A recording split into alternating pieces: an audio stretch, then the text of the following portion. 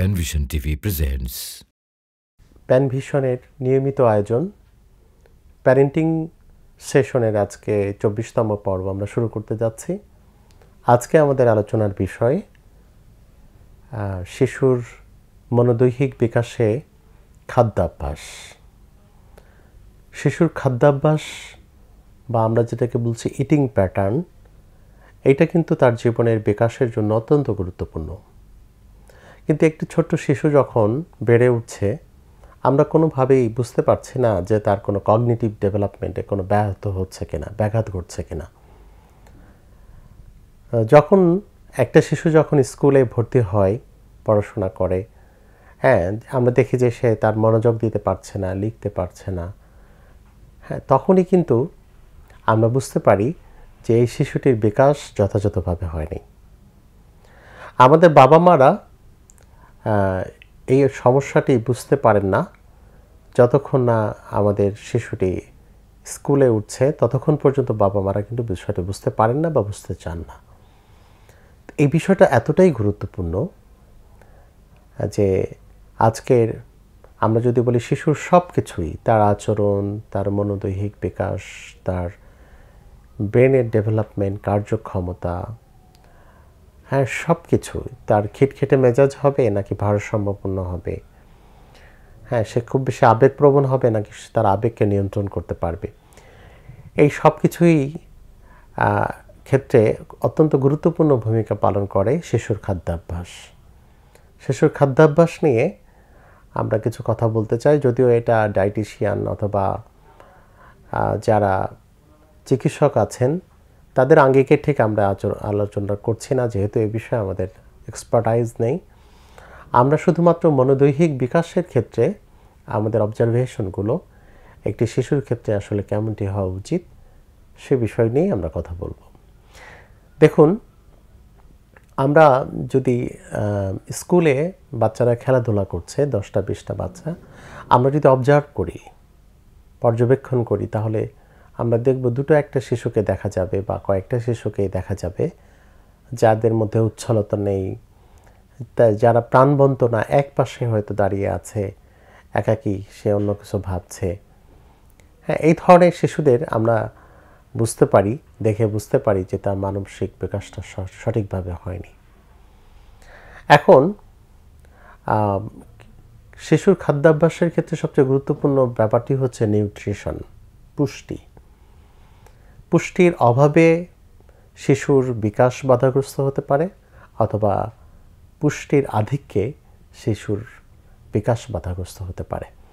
যদিও এখনকার সময়ে পুষ্টির অভাবে বিষয়টা আর এরকম দেখা যায় না, কিন্তু পুষ্টির আধিক্যটা যেটাকে আমরা বলি আমরা স্থূলতা, পৃথিবীর 190 কোটি মানুষ এই অবেসিটি বা স্থূলতার সমস্যার মধ্যে পড়ে আছে।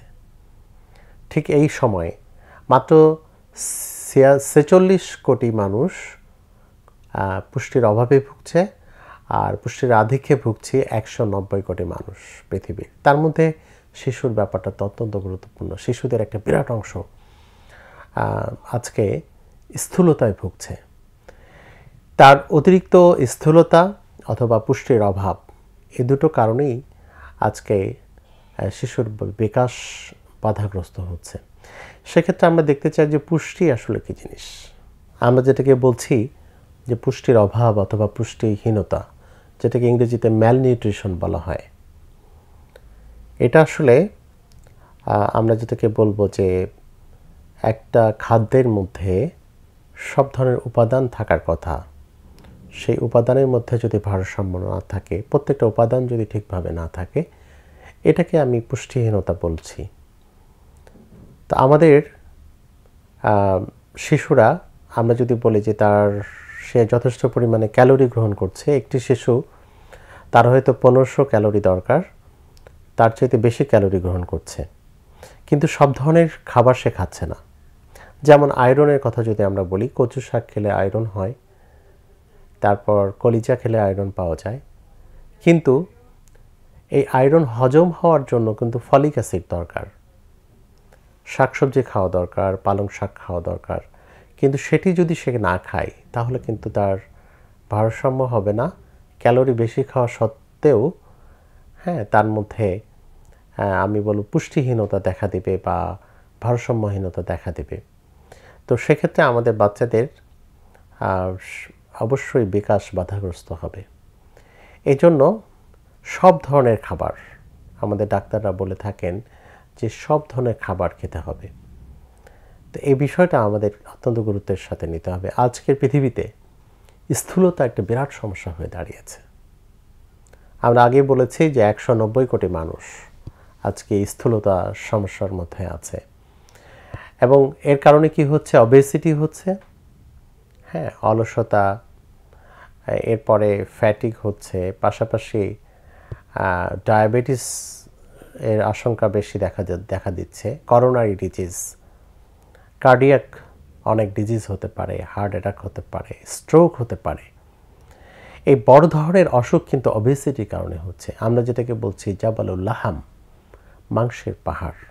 আমাদের অনেক সময় আমাদের বাচ্চাদের অবস্থাটা আমরা এরকম দেখি যে বাবা মা তাদেরকে অনেক বেশি ক্যালোরি দিচ্ছেন, কিন্তু খরচ হচ্ছে না, অনেক বেশি স্থূল হয়ে যাচ্ছে। বিশেষ করে মায়েদের মধ্যে এরকম একটা বিষয় কাজ করে, আমার সন্তানকে আমি বেশি বেশি খাওয়াবো। অনেক সময় বাবাদের ক্ষেত্রেও এটা কাজ করে, কিন্তু আলটিমেটলি আপনি যদি তার স্থূলতা তৈরি করেন, আপনি যদি তাকে অবেস বানিয়ে ফেলেন, তাহলে আপনি তাকে ক্ষতি করছেন, তার মানসিক বিকাশ, মনোদৈহিক বিকাশ বাধাগ্রস্ত হচ্ছে, এবং সে কোনোভাবেই একটা পূর্ণাঙ্গ সুস্থ একটা প্রোডাক্টিভ মানুষে পরিণত হতে পারে না। এটাকে আমরা বলছি ক্রাইম অফ কেমিক্যালস।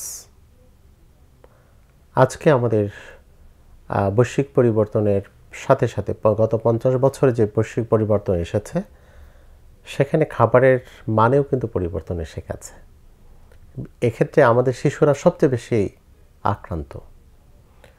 শিশুরা যে খাবার খায় সেগুলো অনেক কিছুই কেমিক্যাল দিয়ে তৈরি হয়ে থাকে।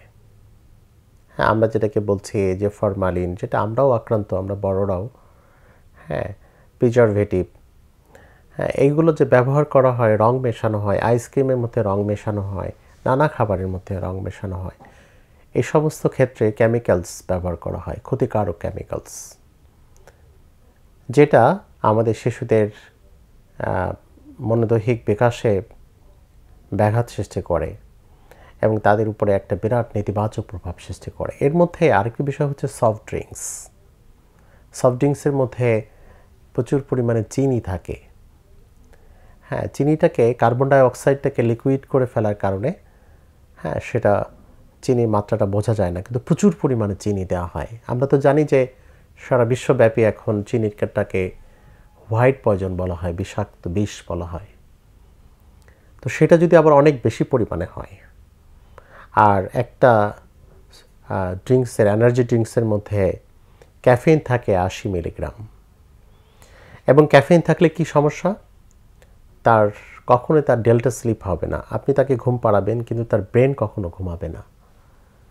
আর ডেল্টা স্লিপ যদি না হয়, তাহলে তার নিউরনগুলো সঠিক মাত্রায় কাজ করবে না, ব্রেনটা শানিত হবে না, তার স্বাভাবিক বিকাশ হবে না, সে আবেগটাকে নিয়ন্ত্রণ করতে পারবে না, মেজাজের ভারসাম্যতা থাকবে না, হুট করে খিটখিটে মেজাজ, চিল্লাচিল্লি, আপনি কোনো কারণই খুঁজে পাবেন না। আপনার শিশুদের মধ্যে, আমাদের শিশুদের মধ্যে এই অস্বাভাবিক আচরণগুলো আমরা দেখতে পাবো। তার গোটা প্যাটার্ন, তার বিহেভিয়ার প্যাটার্নই কিন্তু চেঞ্জ হয়ে যাবে। এজন্য আরেকটা হচ্ছে ফ্রুক্টোজ, যেটা জুসের মধ্যে মেশানো হয়, এবং এটার জন্য জুসটা অনেক মজাদার হয়। এই ফ্রুক্টোজটা সে যদি গ্রহণ করে জুস খাওয়ার মধ্য দিয়ে, বলা হচ্ছে তার হার্ট অ্যাটাকের সম্ভাবনা বেড়ে যায় 35%। কতটা ক্ষতিকারক! ডায়াবেটিসের সম্ভাবনা বেড়ে যায় 26%। এবং সে বলা হচ্ছে যে বড় ধরনের স্বাস্থ্য ঝুঁকির মধ্যে পড়ে যায়। তাহলে এই যে ব্যাপারগুলো, সফট ড্রিঙ্কস খাওয়ার মাধ্যমে অনেক বেশি চিনি খাওয়া, অনেক বেশি ক্যাফেইন খাওয়া, তার ডেল্টা স্লিপটা, স্লিপিং প্যাটার্নটাই চেঞ্জ হয়ে যাওয়া, এবং ব্রেনটা দীর্ঘমেয়াদী এটা আস্তে আস্তে মরে যায়। তাহলে আমরা খুব ভালো করেই বুঝতে পারছি, আমি অত্যন্ত সংক্ষিপ্ত, এই বিষয়গুলো অনেক অনেক অনেক লম্বা আলোচনার দাবি রাখে, সেই দিকে যাওয়ার আমাদের সুযোগ নেই। আমি এটাই বলতে চাই, আসুন আমাদের সন্তানদেরকে আমরা ফাস্ট ফুড, প্রসেস ফুড, যেগুলো ন্যাচারাল না, পাস্তা, হ্যাঁ, এগুলো কিন্তু একেবারেই ন্যাচারাল না। এগুলোর মধ্যে এত পরিমাণে কেমিক্যাল মেশানো হয় যেটা আমাদের সন্তানদের তাদের স্বাস্থ্য নষ্ট করছে, তাদের বিকাশ বাধাগ্রস্ত হচ্ছে, এবং তারা সারা জীবনে এই সমস্যাটা বয়ে নিয়ে বেড়াবে। অনেক স্থূলতা নিয়ে আমি দেখেছি, বা আমাদের বাবা মা অনেক সন্তানকে আসলে ধ্বংস করে দিয়েছে, সারা জীবনের জন্য তাকে ক্ষতিগ্রস্ত করেছে। এই জন্য আসুন আমরা প্যারেন্টস অত্যন্ত সচেতন হই, সচেতনতার সাথে আমাদের সন্তানদেরকে এই সমস্ত নেতিবাচক খাবার থেকে দূরে রাখি, সফট ড্রিঙ্কস থেকে দূরে রাখি। হ্যাঁ, আমরা যেটাকে বলছি এনার্জি ড্রিঙ্কস, এগুলো অত্যন্ত ক্ষতিকারক, টাইগার বা যেগুলো আছে, এবং যেগুলোতে প্রিজারভেটিভ মেশানো হয়, যেগুলোতে ফ্রুক্টোজ মেশানো হয়, জুস, এই জাতীয় ক্ষতিকারক খাবার থেকে, খাদ্যাভ্যাস থেকে আমাদের সন্তানদেরকে বের করে আনতে হবে। তাদেরকে ন্যাচারাল ফুড দিতে হবে, সব ধরনের খাবার দিতে হবে, শাকসবজি বেশি বেশি খাওয়াতে হবে। হ্যাঁ, সব খাবারের সমন্বয়ে, হ্যাঁ, ডায়েটিশিয়ানদের কাছে আমরা যেতে পারি, সমন্বিত সব উপাদান আছে এরকম পুষ্টিকর খাবার আমাদের সন্তানদের জন্য নিশ্চিত করতে হবে। আমরা যদি সেটি করতে পারি, আমাদের ইটিং প্যাটার্নটা আমাদের সন্তানদের জন্য আমরা যদি ঠিক করে দিতে পারি, তাহলে সব কিছুই ফরম্যাটে এসে যাবে। হ্যাঁ, তার ঘুমটা যদি খুব চমৎকার হয়, ডেল্টা স্লিপ হয়, তার ব্রেনটা অনেক বেশি অক্সিজেন পাবে, অনেক বেশি শানিত হবে। হ্যাঁ, এবং তার মধ্যে সে আবেগকে নিয়ন্ত্রণ করতে পারবে। সে অসুস্থ মানুষের মতো, আমরা যেটাকে বলছি হুট করে একটা অবনর্মালিটি, হুট করে চেলাচেলি করা, এই সমস্যাগুলো থেকে সে বেরিয়ে আসতে পারবে। এজন্য আজকের পরিবর্তিত বিশ্বের মধ্যে আমরা গা ভাসিয়ে না দিয়ে, হ্যাঁ, এখান থেকে ক্ষতিকারক যে খাদ্যাভ্যাস আছে সেখান থেকে আমাদের সন্তান থেকে বের করে আনা খুবই প্রয়োজন। পাশাপাশি এখন তো আমাদের এটাও একটা বিরাট সমস্যা দেখা দিচ্ছে, ভিটামিন ডি এর অভাব। হ্যাঁ, ভিটামিন ডি এর জন্য রৌদ্রে যাওয়া, অথবা আমরা বলবো দুগ্ধ জাতীয় খাবারগুলো বেশি করে খাওয়া, এই খাবারের মধ্যে যে ভিটামিন ডি আছে সেটা আমাদেরকে বেশি বেশি গ্রহণ করতে হবে। তারপর শারীরিক পরিশ্রম করতে হবে, হজম হতে হবে। পরিশ্রম ছাড়া কোনোভাবেই শারীরিক বিকাশটাকে সঠিকভাবে শারীরিক বিকাশ হয় না, এবং অবশ্যই তার মনোদৈহিক বিকাশে ব্যাঘাত ঘটে। এজন্য আমরা আমাদের সন্তানদের জন্য অত্যন্ত সচেতন হব ইনশাআল্লাহ। আমরা নেতিবাচক বিষয়গুলোকে পরিহার করব, ইতিবাচক বিষয়গুলো গ্রহণ করব।